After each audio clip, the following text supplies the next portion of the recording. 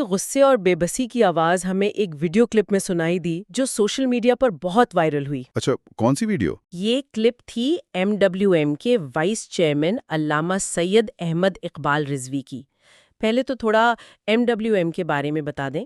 جی، MWM یعنی مجلس وحدت مسلمین پاکستان کی ایک اہم شیعہ سیاسی اور مذہبی تنظیم ہے۔ ٹھیک ہے۔ وہ شیعہ کمیونٹی کے حقوق اور ان کے مسائل پر آواز اٹھاتے ہیں، اس لیے جب ان کے لیڈر نے کچھ کہا تو اسے پوری کمیونٹی کی آواز مانا گیا۔ تو انہوں نے اس ویڈیو میں ایسی کیا بات کہی جو اتنی وائرل ہو گئی؟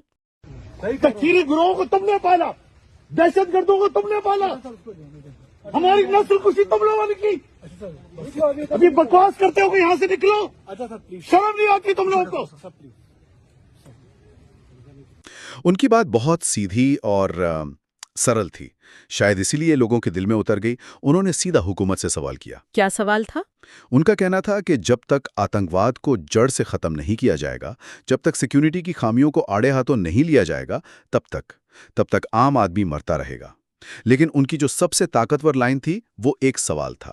مسجد کے اندر بھی اگر لوگ محفوظ نہیں تو لوگ کس جگہ جائیں؟ بالکل یہی۔